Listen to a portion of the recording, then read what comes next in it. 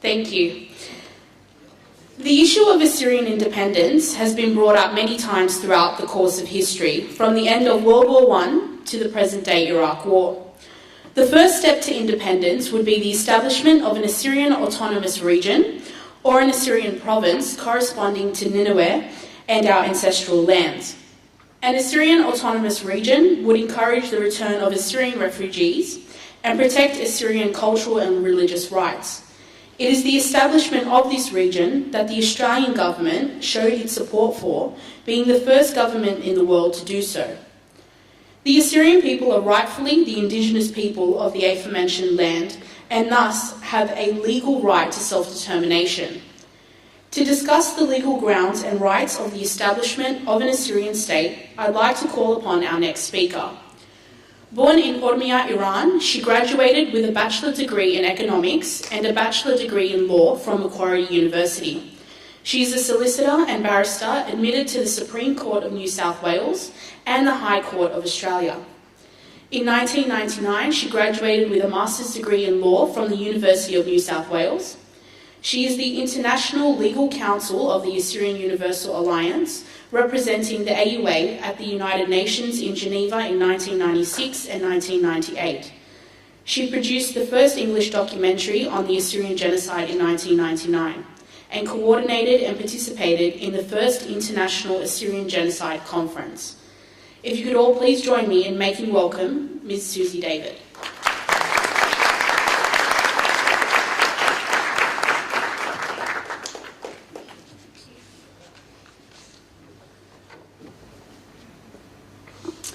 Good afternoon, everyone. As Suzy said, the talk today of my paper, of my presentation, is whether there is a case for an Assyrian state. And just to put it boldly, the answer is yes.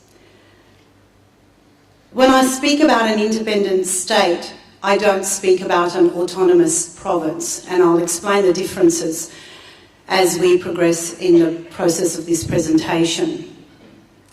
While the answer might be yes, the big question is, how can such a legal status be achieved? In other words, what are the criteria in international law that would allow for that to happen? To answer these questions, we have to consider certain issues. First of all, a relevant history of the state that is currently known as Iraq and its current political situation. Iraq, because that is where the state of Assyria should exist. The relevant international legal principles that must be satisfied, having regard to the history and political situation of Iraq.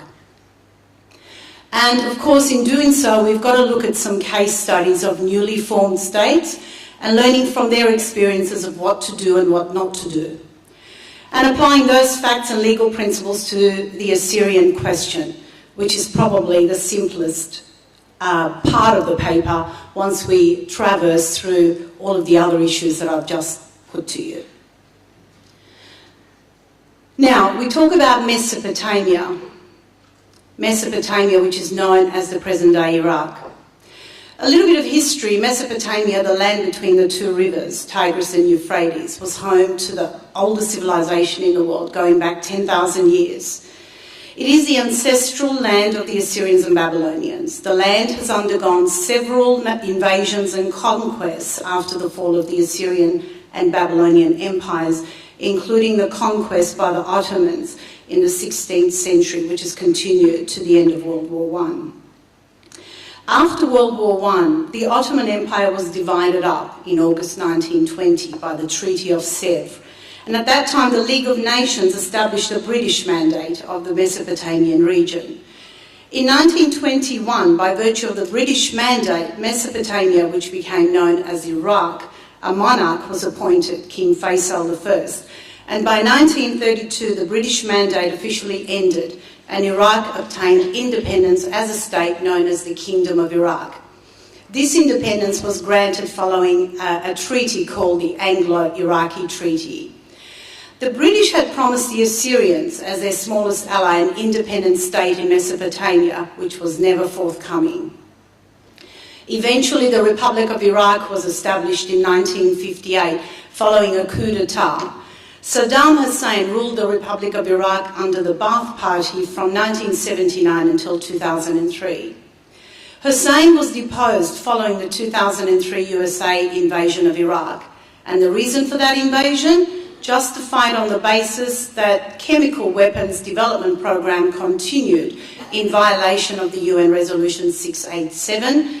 Of course, these claims we all know have not been proven to be correct, as there's been no weapons of mass destruction ever found in that region. Following that invasion, significantly, however, what happened was that the United States established in the now very volatile and disturbed and completely unstable region a coalition provisional authority to govern Iraq. In October 2005, a new constitution of Iraq was approved in a referendum. Now, that was backed up by the Shiites and the Kurdish communities, but it was rejected by the Sunnis. The Sharia law forms part of that constitution. The federal government of Iraq is defined under that constitution as a democratic, federal, parliamentary Islamic republic. The Kurdistan list of government, on the other hand, is dominated by two parties. The Kurdistan Democratic Party, which is led by Masoud Barzani, and the Patriotic Union of Kurdistan, which is led by Jalal Talabani. And since the establishment of the no-fly zone, which occurred following the Gulf War in 1990, the Kurds have established their own autonomous region in Erbil, Suleymaniye and Duhok, and control parts of Nineveh, Kirkuk, Diyala and certain other governorates. And their interesting part is that there is no historical lineage to the Kurds of these regions. They were all Assyrian inhabited regions for thousands of years. And even after the collapse of the Assyrian Empire, they continued to be inhabited by Assyrians. Erbil, the city of the four gods, for example, is the city of the famous goddess of Ishtar. But by virtue of ongoing and very vigorous claims and demands by the Kurds for autonomy dating back to World War I and proceeding to date, they have succeeded in securing an autonomous region in these areas, which is now referred to as Kurdistan. Incidentally, Kurdish is an official language in Iraq. Assyrian is not. Let's look at the human rights situation, the Assyrian situation. Assyrians were hopeful that with the end of the tyranny of Saddam Hussein, they would at last begin to enjoy some safety, protection, freedom, and some democratic rights, which they'd been deprived of for many decades. But the years following the invasion have seen the insurgents against the coalition and government troops, as well as intense violence that has resulted in many attacks on the Iraqi minorities, including the Assyrians. Assyrians are Christians, and yet they're subjected to Sharia law. They continue to suffer gross violations of their human rights. There are countless reports that Assyrians are forced to Islamize or Kurdify. As recent as last Tuesday, I was reading a report that was plastered all over the place, and I'm sure you've seen it. St. Mary Assyrian Church in Baghdad was attacked by bullets, and there were injuries to the guards in the church. On that same day, 3 Assyrian businesses were bombed. The attacks resulted in 2 fatalities and 12 injuries. From just 2004, there's been other countless reports of human rights breaches and violations, which include, but are not limited to, 5 priests that have been kidnapped and released after ransom. 7 priests and 3 deacons have been murdered. 73 churches have been attacked and bombed. At least 13 young women have been abducted and raped, causing some of them to commit suicide. Female students have been targeted in Basra and Mosul for not wearing veils, as is occurring in other places of Iraq. And they've even had nitric acid squirted on their faces because of that. Elders of various villages have been warned not to send females to universities. There's been letters circulated warning all Assyrian women to wear the veil. Al-Qaeda has moved into the Assyrian neighbourhoods, and they're now collecting the jizya, which is a tax paid by non-Muslim people, and demanding that females be sent to the mosque to be married off to Muslims. Businesses have been targeted at the highest. 95% of liquor stores have been attacked. 500 Assyrian shops in one market have been burnt in one night. Property was confiscated by the Kurds in the north and Shiites in Baghdad, resulting in thousands of Assyrians being displaced or forced to flee as refugees to other regions or overseas. Kurdish authorities have denied foreign reconstruction assistance for Assyrian communities and have used public works projects to divert water and other vital resources from Assyrian to Kurdish communities. Kurdish forces have blockaded Assyrian villages. Children have been kidnapped and forcibly transferred to Kurdish villages, to Kurdish families. These are all reports that the Assyrian International News Agency has produced over the years, and you can research that for yourselves. In addition to the violent and terrorist attacks against the Assyrian Christians, there are also incredible property damages to the Assyrian heritage and the Assyrian historical, sacred and ancient monuments and artefacts. These are priceless and irreplaceable. The only way that Assyrians can live in peace and practice their own religion, culture and language without fear of massacre and persecution is to have their own independent state. Call for an independent state is an issue that Assyrians have brought up many times during history. The independence is in reference to an area, as Suzy said, of Iraq, which is located primarily in the Nineveh-Mosul region in northern Iraq. And I think there's a map there of what has been denoted as the area, the proposed area. Before World War I, about half of the Assyrian population lived in southeast Turkey and the Hakkari Mountains, and the other half lived in northern Iraq. Some other people lived in West Iraq, and some lived in East Syria. But Assyrians had by then been the subject of a systematic genocide by the Ottoman Turks. I won't go into the details of that, but that's a given fact now. The Ottomans declared war against the British, and the British used the Assyrians subsequently for geographical reasons to gain influence to the region. The British wanted to ensure that the newly colonised Iraq included the Mosul region, principally because of its large oil fields. The Assyrians promised loyalty to the British in return for an independent state. After the invasion of Mosul by the Young Turks, the Assyrians fought against the Turkish soldiers at that stage and in defence to their genocide, pushing the Turks out of the region, resulting in Britain's control of that region. Following the First World War, Assyrian representatives attended the peace conference in 1919, requesting that the League honour the promise by the British to grant the Assyrians their independent state. None of the representatives were permitted to submit the case for the Assyrian independence. The Treaty of Sèvres was signed in 1920 with no Assyrian participation, on the basis that the Assyrians were not an equal power. Well, the reality is that Assyrians were not an equal power and will continue to be a much significant unequal power because of the ongoing massacre and persecution that they had suffered over the centuries and over the decades. The Assyrian situation was considered, and all that was stated in Article 62 of the Treaty of Sèvres was that there would be protection for the Assyrians and other ethnic or religious minorities in the area. 1923 saw the coming of the Treaty of Lausanne. That was signed, and again the Assyrians were not permitted to participate, on the basis that the British had already promised that their rights would be protected. Turkey lost its appeal to Mosul because of Great Britain's claims that the region would be safe for the future settlement of the Kurdish and Assyrian people. Of course, this was never forthcoming. An agreement between Great Britain and the government of Turkey was not reached regarding the Mosul region. It's a war to the border north to protect Iraq, and it became large Turkey.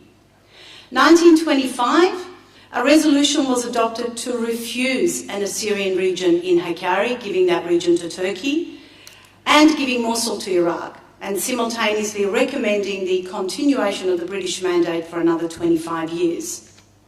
Assyrians were not given any protection as constitutionally provided in the Declaration of Independence of Iraq.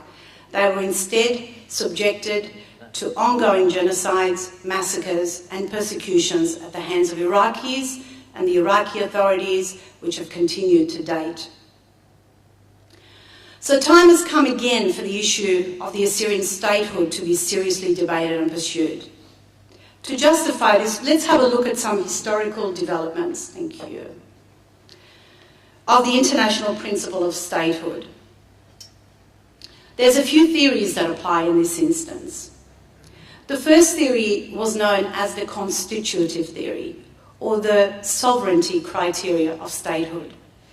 This theory defined a state as a person of international law if and only if it was recognised as a sovereign state by other states. Of course, this had its own anomalies and its own difficulties. It basically became a very political provision in the sense that if it pleased or if it was to the advantage of a state, it would recognise another state, and if it wasn't to their advantage, they wouldn't. And this was not adequate. Changes in the political structures in Europe, Central Europe, Asia, Africa and South America necessitated a review of the application of this criterion. So the traditional criteria of statehood, now known as the declarative theory, came into existence. By contrast, this declarative theory defines a state as a person of international law if it meets the criteria established by the Montevideo Convention on Rights and Duties of States, which was entered into in 1933. Article 1 of the Montevideo Convention provides, the state as a person of international law should possess the following qualifications. 1, a permanent population. 2, a defined government. And 4, a capacity to enter into relations with other states. Article 3 of the Montevideo Convention provides that statehood is independent of recognition by other states, and unlike the constitutive theory, is not a requirement for statehood. So we've developed. International law does not require a state to recognise other states. Examples of this will be given later when we look at some of these newly emerged states. The criteria of the traditional theory of statehood resulted in many difficult questions as well, regarding its interpretation, the legal effect, and its adequacy or inadequacy. Now, there became a modern criteria of statehood, the principle of self-determination, a very, very important norm in international law. From 1933 onwards, there had been extremely dramatic changes in the world order. End of World War II meant more than just solely Germany's defeat. The United Nations was born and created as a subject of international law. The UN Charter redefined international law significantly. Colonialism was coming to an end, resulting in the creation of many new states in Africa, Asia, South America. The Cold War started. Finally, in 1989, it was the breakdown of the German democratic government, which intensified the collapse of the Soviet Union and which led to yet another wave of state creation. Then there was the binding international norm or principle of self-determination. The principle of self-determination has its origin in the speech by Woodrow Wilson when he announced his 14 points in January 1918. This was reinforced in the Atlantic Charter signed on 14 January 1941 by Franklin Roosevelt, the President of the USA, and Winston Churchill, Prime Minister of the UK. Then it became enshrined into the UN Charter as Article 1 of 2 very important human rights documents: the International Covenant on Civil and Political Rights and the International Covenant on Economic, Social and Cultural Rights. It is considered essential before any other rights can be recognised. Article 1 of both of those documents provides, all peoples have the right of self-determination. By virtue of that right, they freely determine their political status and freely pursue their economic, social and cultural development. 14 December 1960, the UN General Assembly adopted Resolution 1514, and which granted independence to colonial countries and peoples in providing an inevitable legal linkage between self-determination and its goal of decolonisation. So here we see the first application of self-determination in justifying decolonisation. The international law of self-determination now has relevance beyond that context, beyond the context of colonial context. And this can be identified with reference to minorities and Indigenous peoples, based within the domestic laws of a state. But having the absolute and fundamental right to self-determination, whether as Indigenous peoples or as otherwise, does not equal automatically to a right for an independent state and the disturbance of what is also a very important international law principle, that of territorial integrity. It's said that there is no contradiction between the principles of self-determination and territorial integrity because the latter will always take precedence. Nevertheless, self-determination offers scope for three options. One, secession from a new state, that is, break away from a new state, association with an existing state, or integration into an existing state. Let's look at the difference between minorities and Indigenous people. It's very important for the Assyrians because we are often referred to as minorities. Remember, we are not a minority by international law definition. We may be a minority in the classical definition of minority, that is, we are less than the other communities in Iraq, but in Iraq our definition is not a minority. We are a minority in Australia, we are a minority in the US, but we are not a minority in Iraq. Under Article 1 of the above two human rights covenants, it is said that peoples have a right to self-determination in a secessionary sense. And I'll explain that in a moment. The definition of minority says it is a group numerically inferior to the rest of the population of a state in a non-dominant position whose members, being nationals of the state, possess ethnic, religious or linguistic characteristics differing from those of the rest of the population. Therefore, we're a minority by definition in Australia. It means, however, that human rights of minorities rules out any self-determination in a secessionary sense. We cannot use the concept or the norm of self-determination to say that we are entitled to secede as a nation in Australia. But can we do it in Iraq? It's a completely different situation. Therefore, the right of minorities are based on equality, non-discrimination and protection. Let's look at Indigenous definition. Whilst there's no internationally accepted definition, there's been lots of them that have floated around. The one that's commonly used is this. Indigenous communities, peoples and nations are those which, having a historical continuity with pre-invasion and pre-colonial societies that developed in their territories, consider themselves distinct from other sectors of societies now prevailing in those territories or parts of them. They form at present non-dominant sectors of society and are determined to preserve, develop and transmit to future generations their ancestral territories and their ethnic identity as the basis of their continued existence as peoples in accordance with their own cultural patterns, social institutions and legal systems. We'll keep all those definitions in mind because they'll become relevant as I progress now into the next topic, and that is the emergence of new states. And using all these definitions, let's see how they emerged and how these definitions were applied in their cases. A new state cannot emerge as a matter of fact upon meeting the traditional or additional statehood criteria, because, as I said, it needs to overcome the counterclaim to a territorial integrity. Let's look at some of these examples of some of these states. Let's look at the Congo. Now, obviously time does not permit for us to exhaust every single new state that's emerged in recent years, but I've used some examples. that will be important to understand the general application of these definitions. Now, the Congo became independent in 1960. Previously, it was under the former colonial power of Belgium. The Congo gained independence,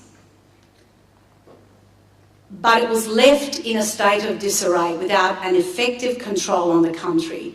Yet the Congo entered the UN as a state in 1960. The UN collectively recognised the Congo as a state, even though it suffered from an ineffective government. It was ultimately the right of self-determination that was placed above the principle of effectiveness.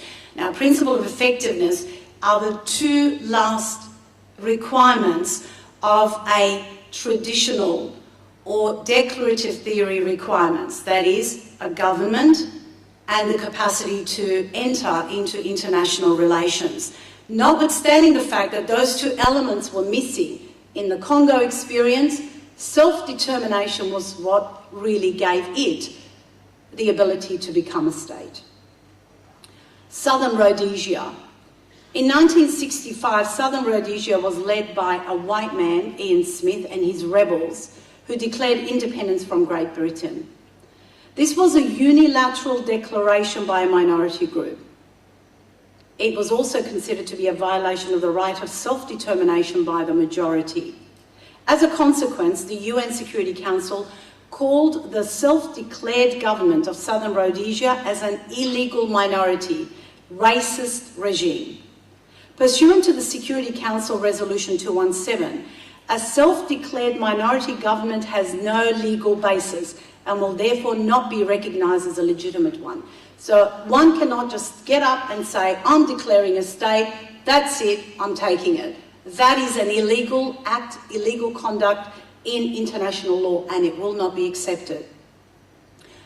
Notwithstanding the fact that Smith satisfied all those four elements of a decorative theory state, the population, the territory, the effective government, all of those, self-determination of the people of Southern Rhodesia denied him the right to declare a state. Eritrea. Eritrea was a former Italian colony.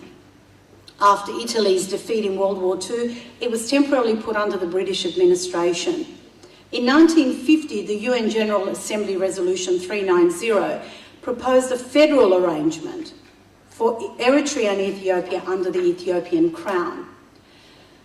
But the arrangement did already foreshadow a self-government for Eritrea. In 1952, a federal constitution was adopted by the Eritrean Assembly, and the government of Eritrea and its Federation of Ethiopia came into being. But faced with growing dissatisfaction over the federation, Ethiopia called, and the cause for independence, the federal government of Ethiopia unilaterally terminated itself as a government, as a federation. Subsequently, Eritreans sought independence, which became feasible after the change of government in Ethiopia in 1991, when the Ethiopian military regime was defeated by the Ethiopian People's Revolutionary Democratic Front. What had happened in Eritrea was that there had been a provisional government that was established and scheduled a referendum. And in 1993, under the auspices of the UN, 99.8% of the people supported independence. It was accepted, the independence of Eritrea was accepted by the transitional government of Ethiopia. Remember, Ethiopia is undergoing different government changes. And Eritrea was thus admitted to the UN as a state in 1993. It's been argued that it was the Ethiopian oppression of the right of self-determination in Eritrea which gave support to a remedial secession. So here we see self-determination giving the right to the first option available under that principle, and that is the right to secede. But it should be noted that Eritrea only became independent once the consent of now a new parent state, a new Ethiopia, was given. So when a new government came into existence, they said Eritrea can go. And that was what gave it its ultimate entitlement to statehood. Without this fight of territorial integrity, had the government of Ethiopia, or the state of Ethiopia, said, no, you're not going, that would have been it would have been impossible for Eritrea to declare independence. Bangladesh, formerly known as East Pakistan. We all know that Pakistan came into existence in 1974 out of the provinces of British India and the Indian states, which were predominantly Muslim population. This territory was divided into two parts. East Pakistan, where most of the people spoke Bengali, a language not spoken in West Pakistan, so there's a difference in the group or the peoples that live on that land. East Pakistan had previously suffered severe and systematic discrimination by the central government based in Islamabad. East Pakistan established what was called as the Awami League, an autonomy-seeking party which stayed in the government and dominated a majority in the 1970 Pakistani elections. 1971, the Awami League proclaimed independence of East Pakistan, which led to a large conflict with Pakistani armed forces. 1971, India intervened in support of East Pakistan, and eventually the Pakistani armed forces surrendered and India declared a ceasefire. With the help of the Indian forces, the Awami League, which had dominance in the parliament, exercised control over the territory of Bangladesh. And within 3 weeks, Bangladesh was recognised by 28 states, but not the rest of the world. It wasn't, however, until February 74 that Bangladesh was universally recognised and was admitted to the UN as a state. In the case of the state of Bangladesh, what we see emerged was a state after its parent state granted recognition, waived its claim to territorial integrity, and permitted what is often referred to again as remedial secession. Czechoslovakia, completely different situation, same result. Dissolution of Czechoslovakia was a negotiated political process where the internal organisation of the common state, which were unable to reconcile their views, agreed to extinguish the federation between the Czechs and the Slovak states. December 1992, Czechoslovakia ceased to exist. In January 1993, the Czech Republic and Slovakia were declared independent states. The creation of Czech and Slovakian states is a clear example of what's called a consensual dissolution of a federation that agreed between themselves to dissolve, and therefore each side that was entitled to claim independence claimed that. Easy. Soviet Union, an interesting part of the world. Independence in many republics of the Soviet Union, which resulted in the creation of a number of states, didn't result from secessionist activities, as a lot of people may think. It was rather an outcome of a political development in the Soviet Union. Obviously, it's not within the scope of this presentation to analyse the very detailed and complex political circumstances of the Soviet Union. But in brief, what historically occurred was a power contest between the then Soviet leader, Mikhail Gorbachev, and the then elected president of Russia, Boris Yeltsin. Whilst it was never intended to dissolve the Soviet Union, what politically occurred inevitably resulted in that dissolution. December 1991, presidents of Belarus, Russia and Ukraine established a Commonwealth of Independent States, the CIS, or what became labelled as the Minsk Agreement. December 1991, all the remaining Soviet republics, with the exception of Georgia, adopted the Minsk Agreement and thus extended the CIS to all these former republics. The CIS effectively declared that the union of the Soviet Socialist republics as a subject of international law no longer existed. Consequently, the CIS, by virtue of the CIS, the Soviet Union no longer existed, and therefore there was no claim to the important aspect of territorial integrity by a parent state, because there was no parent state. The emergence of the new state was thus internationally accepted and each of the states were separately admitted into the UN as a state. A little bit of a similar situation, albeit different conflicting applications, was the Socialist Federal Republic of Yugoslavia, or what was called as the SFRY. The SFRY was a federation of 6 republics and 2 autonomous provinces. Importance of distinguishing here the province versus the republic, and that distinction is important insofar as the Assyrian situation is concerned, and that will become evident as I continue with this part of the discussion. The constitution of SFRY defines the republics as states with delimited internal boundaries. In June 1991, Slovenia and Croatia both declared independence. Incidentally, the 6 republics of the federation were Slovenia, Croatia, Bosnia, Serbia, Montenegro and Macedonia, and the provinces, one of the provinces was Kosovo, which we'll come to in a moment. So there was the declaration of independence by Slovenia and Croatia, and this of course led to the known and very hostile armed conflict between Slovenia and the Yugoslav National Army. Eventually a ceasefire was brokered by the European community, and by August 1991 there was an arbitration commission that was established, which was chaired by the French Constitutional Court President Robert Badinter. Subsequently, the EC, which is the Economic Community, adopted 2 documents. One was the EC guidelines and the other was the EC declaration. Now, both of these documents looked at the standard of international practice as well as the emergence of territories into independent states.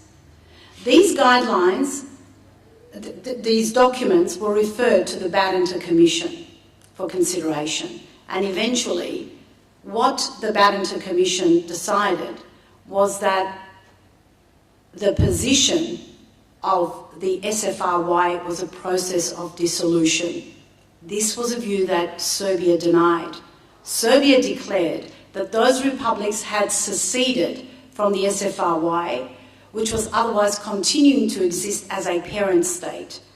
So the Badinter Commission found that 4 out of 6 republics of the SFRY, Slovenia, Croatia, Bosnia and Macedonia, had declared independence from that federation. So there was an armed conflict between different elements of the federation, and this resulted ultimately in a ceasefire agreement under the auspices of the European communities and the UN organisations. The Badinter Commission asserted that the development of the SFRY could no longer be taken as attempts of a unilateral secession by states. It wasn't a case of a state just spurting up and saying, I'm declaring independence. It was a case, and therefore secession, it was a case of dissolution by the republics voting overwhelmingly to go their separate ways. This was a significant finding because under a unilateral secession, the parent state continues to exist and may not be willing to waive its claim to territorial integrity, whereas where dissolution is at issue, the parent state no longer exists and there is no competing claim to territorial integrity. The Badinter Commission interpreted the legal situation in the SFRY as being similar to the Soviet Union and Czechoslovakia. Therefore, the new states in the territory of the former SFRY, including the now established Federal Republic of Yugoslavia, FRY, was now formed. FRY is Serbia and Montenegro.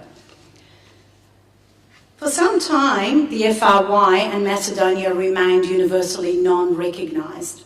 As far as the FRY was concerned, it denied that it was a newly created state. It kept continuing, it kept maintaining that there was a continuity of it as the legal personality of SFRY.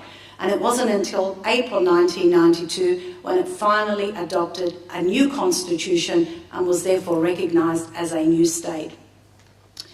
Macedonia is an interesting case because it was, although a member of the UN in April 1993, wasn't recognised as a state for a long time because of Greece's objection to the constitutional name of Macedonia. So here we see a case where non-recognition of a state does not mean that it isn't a state. And that's very important because that universal recognition limits the ability of the emerging of a new state, just because for political reasons or advantages or disadvantages, one state may continue not to accept a state or recognise a state. So that unanimous requirement of recognition no longer applies, which is favourable. Although the central governments of Croatia and Bosnia did not exercise effective control, that is, they needed assistance and support from others to help them and guide them over the years into what would become an effective government and what would eventually result in their capacity to enter into international relations.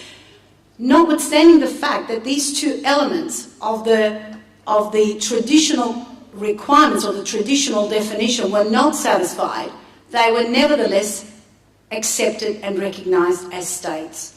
Again, it's important to understand because a lot of people will argue, well, if we have an Assyrian state, we don't even have a government, we don't have this, we don't even know how to do this, we're not even ready for it. Well, with the greatest respect, that, as far as the technical definition of a state, is not paramount in the creation of a state because it can eventuate. You can be recognised as a state, but of course you will need help and guidance from international communities, and a lot of these countries did until you're able to stand on your own 2 feet. But your recognition of a state continues. You may not be able to enter the UN as a state because you don't have the ability to enter into international relations. That will come in time, but you are still legally considered as a state. Let's look at the Kosovo experience. Under the 1974 Yugoslav Constitution, Kosovo was granted the status of an autonomous province, not a republic, a province, with virtually the same rights and responsibilities as the other 6 Yugoslav republics, but still a province. Kosovo's autonomy included its own identity, territory, international relation powers, representatives in all organs of SFRY, all good. Province with all those rights. After Milosevic took power in 1989, the degree of that autonomy granted to Kosovo was substantially reduced. Consequently, Kosovo Albanian leaders withdrew from the public institutions, created their own administrative structures, and in October 1991 declared Kosovo a sovereign and independent state. In response to that, the Federal Republic of Yugoslavia launched a military campaign against Kosovo region in February 1998. Due to the commitment of a gross violation of human rights by FRY authorities, NATO intervened and began a bombing campaign against the Federal Republic of Yugoslavia in March 1999. NATO's justification for this campaign, even though it was a disturbance or intervention with territorial integrity, was based on humanitarian intervention. Subsequently, the UN mission in Kosovo was established, which exercises legislative and executive authority as well as administration of its judiciary. In May 2001, a constitutional framework for provisional self-government gave certain powers to a Kosovo assembly. February 2008, Kosovo declared independence, and this was followed by recognition of a number of states, including the USA and some European countries. But it's still not a state. The government of Kosovo is under the tutelage of the UN and is therefore not fully independent. It lacks the ability to deal with its own affairs, internally and externally. It does fulfil the requirement of territory, population and government. Its government is chosen by the people, by its citizens, etc. Despite the human rights atrocities committed against ethnic Albanians during the conflict of Kosovo, the international community has continued to deny that Kosovo's claims for independence are legitimate. and it has insisted on the granting of autonomy to the province rather than independence. The principle of self-determination in the case of Kosovo has been more geared towards the protection of those people rather than the rights of secession. East Timor, closer to home. Interesting case. Division of the Timor Island dates back to the Portuguese and Dutch colonial conquest. The Portuguese first arrived on the island in the 16th century, and in the early 17th century, their control over the island was challenged by the Dutch. So the Portuguese managed to strengthen their power in the eastern part of the Timor Island, and the Dutch controlled the western part.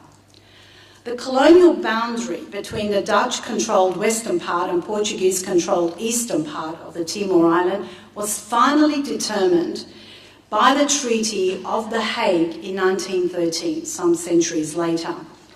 This delimitation represents the international border between the Democratic Republic of Timor and Indonesia. Colonial possession of the Netherlands in Indonesia were lost at the end of World War II, and therefore Indonesia declared independence in 1945, which was eventually accepted by the Netherlands. This is the colonial parent state in 1949. On the other hand, Portugal retained its colonial possession of East Timor, and it wasn't until the democratic change in Portugal in 1970 that led to the creation of three rivaling political factions in East Timor: that of Portugal, of the Timorese people, and of Indonesia. By 1975, the Portuguese administration left the island, and two factions then declared independence. East Timor claimed independence as a state, while the pro-Indonesian group said, no, you're still part of Indonesia, we are the parent state, you are seceding, territorial integrity breached, you cannot go. Portugal then entered into the scene and said, look, we haven't left as a colony. We may have left physically, but we are still declaring our colonial interest in East Timor, therefore get out. And the UN, by Resolution 384, the UN Security Council, said, yeah, we agree. This is exactly what has happened. Indonesia butt out. In 1999, the new Indonesian leadership indicated that it would be willing to discuss the future of East Timor. Changes in the regime and thought and ideologies in Indonesia have been responsible for the development of what occurred in that region. In August 1999, a referendum was held following an agreement between Indonesia and Portugal, where the people of East Timor rejected an autonomy arrangement, which is what Indonesia was offering. Have your own autonomy. And East Timorese said, no, we want independence. That led to a break of violence. The Security Council intervened, adopting another resolution, lots of numbers, 1264 on this occasion, authorised the establishment of a multinational force to restore peace and security in East Timor. She said, look, there's too much fighting, too much conflict, there'll be lots of nations present, and we'll try and secure peace here. All along in the background, there were talks, activities, lobbying occurring with the Indonesian government. And it wasn't until Indonesia agreed that it wouldn't oppose East Timor's path to independence that members of the East Timorese people, the leaders, the religious leaders, the elites, members of the civil society, finally signed the text of a new constitution. And therefore, the independence of East Timor was affirmed by the Security Council. In September 2002, a new state of East Timor was admitted to the UN. Indonesia could have invoked the principle of territorial integrity with regard to East Timor, because technically it was not seeking independence from Portugal as a colonial administrator, it was actually seeking secession from the parent state, Indonesia. So it should be noted, one thing that's important is that although the UN can, when it is politically suitable, involve and interject and intervene and do all sorts of things and become active, technically speaking, the Security Council resolutions are not binding in creating a state. and disturbing the territorial integrity, otherwise there would be war everywhere. What happens is there is a process of negotiation and a process of gradually moving into that status. I was going to look at Palestine, but Linda covered this very, very extensively, so I will let that go. But I will raise a few issues that involve the issue of Palestine. You will recall that Linda spoke about a partition agreement, which unfortunately Palestine refused to accept, because if it had accepted it, they would have had a very good and a reasonable territory to call a state. By their non-acceptance of that program, and by the declaration of war over the years, and the invasion of Israel over the years, has seen that territory of Israel growing much larger than what it could have been if the Palestinians had agreed to compromise at a time when that compromise would have been accepted by Israel. At this time, Israel won't accept a compromise because it's already been decades and they've already achieved, by defence of invasions from Palestine of that territory. What has happened as a result is that Palestinians have gone into all sorts of modes. They said things like, well, the whole partition agreement was invalid. It's totally void, ab initio. It cannot be accepted. Well, it was accepted, it was adopted, it may have been rejected, but it was never challenged legally in any court system, and therefore it became the applicable plan, even though the Arab states refused to accept it. So what has consequently happened is that the Palestinians have thought, oops, we've lost a lot of land, we keep losing more and more as more invasions occur and more conflicts occur. So they have now declared a unilateral declaration of independence. They're just saying, well, we have the element of self-determination, we are an indigenous people of that land, we're entitled to secede, this is our territory, we're going. And the international community has said, no, you can't go. First of all, you've entered into interim agreements over the years with Israel. You have agreed to honour those agreements, one of which is you must negotiate your way through an independent state. It is by negotiation, and you've agreed to negotiate. You can't now breach that very agreement that you've entered into, and although it's changed over the years, it's still essentially the same agreement. You've agreed and conceded that you don't have any of the elements of a sovereign state. The protection of borders is controlled by Israel, airspace is controlled by Israel, residency status is controlled by Israel, civil jurisdiction, economic policy, movement of vessels in the sea is governed by Israel. Legislation is very limited to the Palestinian Authority. It can only legislate insofar as it affects them, and there's certain very limited territory.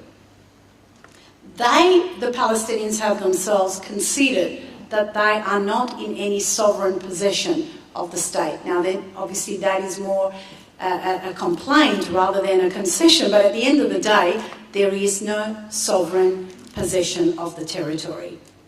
And therefore, as a result of that, and the result of an internationally illegal way to declare a state, that is, to declare it unilaterally, Palestine or Palestinian Authority or the Palestinian people have remained in some form of autonomy, but not as a state.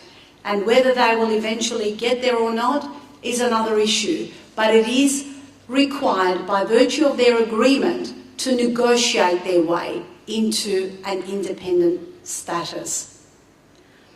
Now, let's look at independent province and independence versus independent state, using all those examples that I've just gone through. There's been a lot of political discussion resulting in the variety of proposals regarding the establishing of an Assyrian region, Assyrian autonomy, Assyrian province.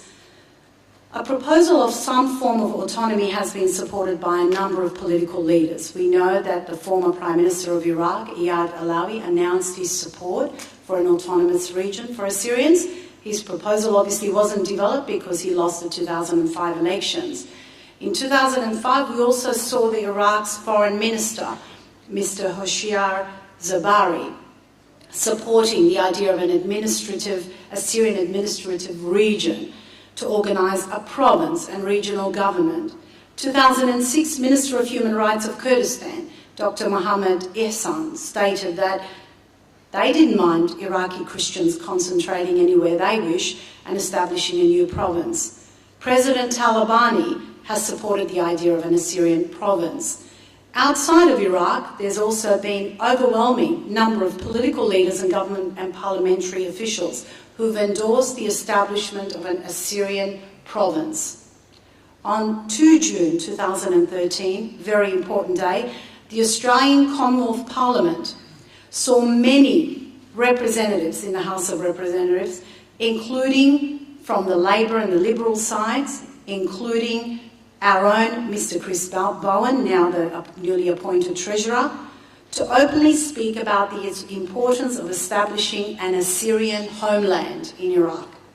In Sweden and Netherlands, various parliamentary members have also spoken in favour of an Assyrian province.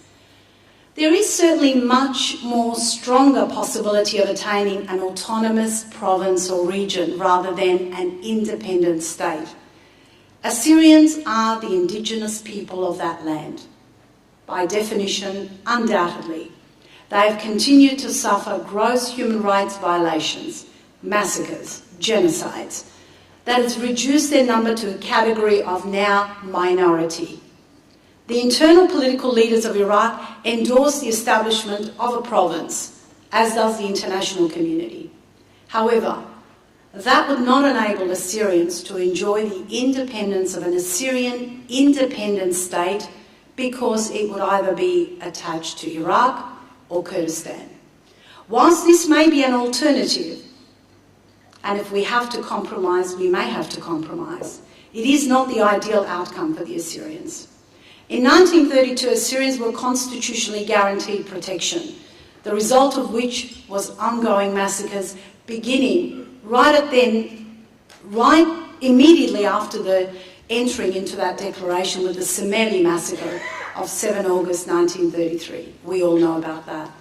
Such a status may, even if now honoured by the parent state and its organs and other provinces, facilitate autonomy in religion, culture, schools, agriculture, etc., and perhaps even provide some guarantees of representation in the parent state government, but there would be a number of problems caused by the establishment of such a province if we are to apply the experiences of other provinces.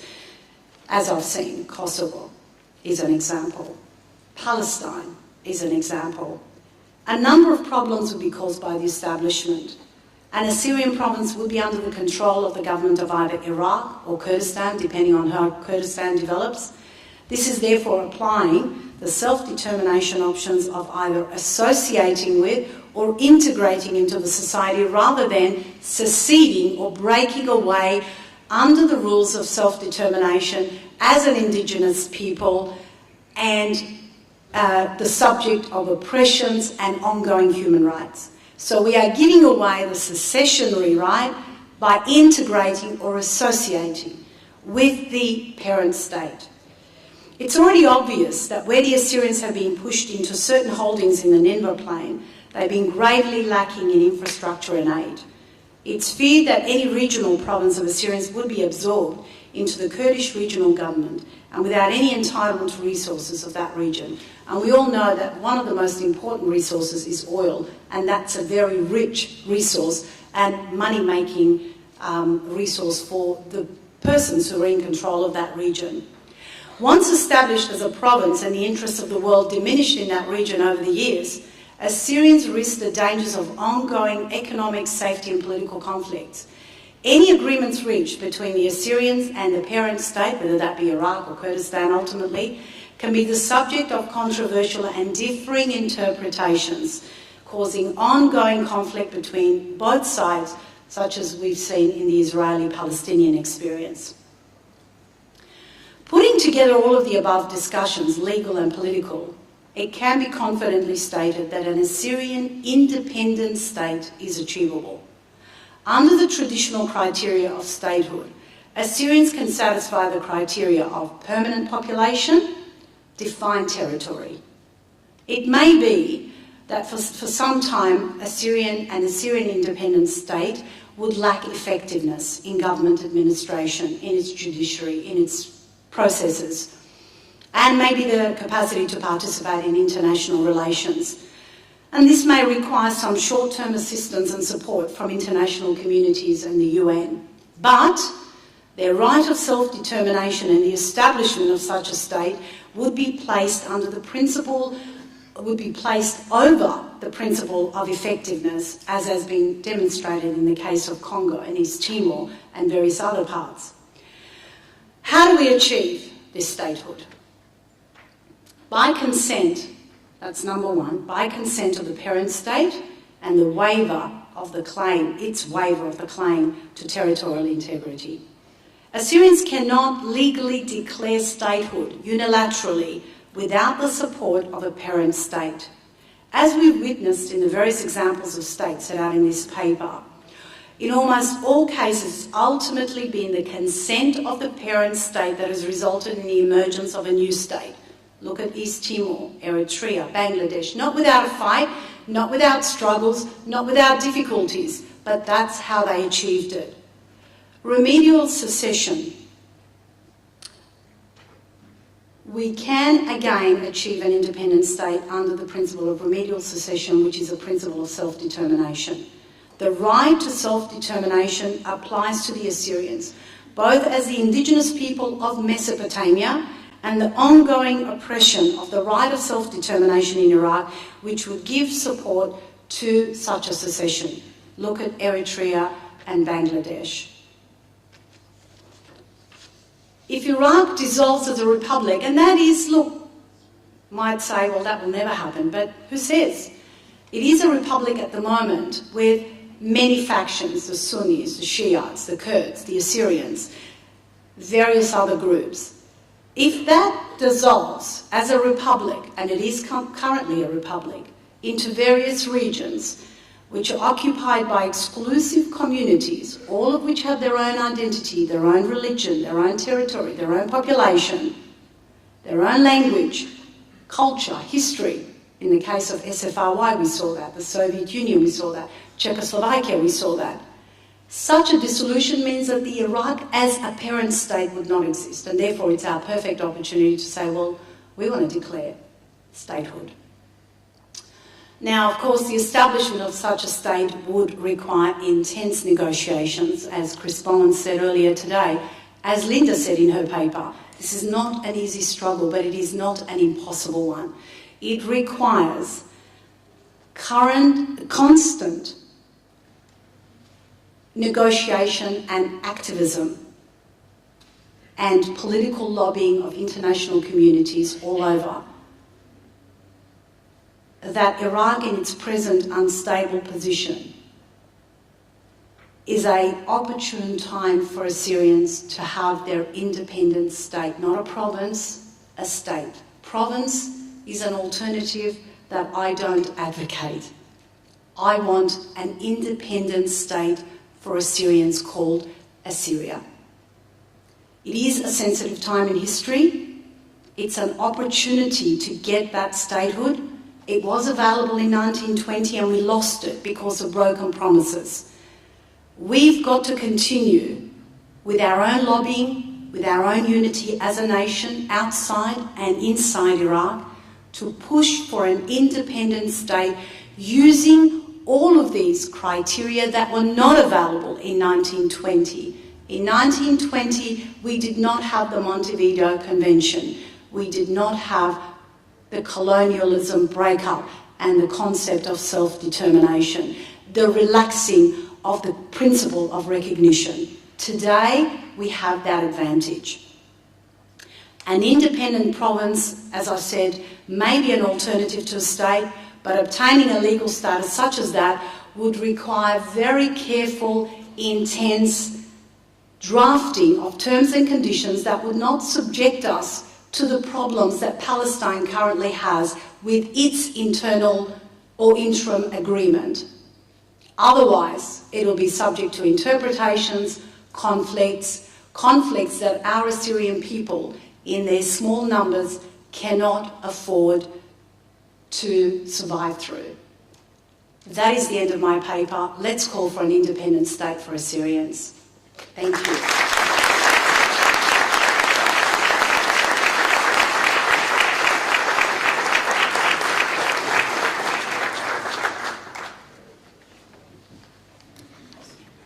Thank you so much, Suzy. We will break very quickly for about approximately 5 minutes. We are trying to catch up on a little bit of time that we lost this morning. So it will be 5 minutes. Again, your opportunity to write your questions for Suzy, and please submit them to the gentleman at the back of the room, and we'll convene in 5 minutes. Thank you.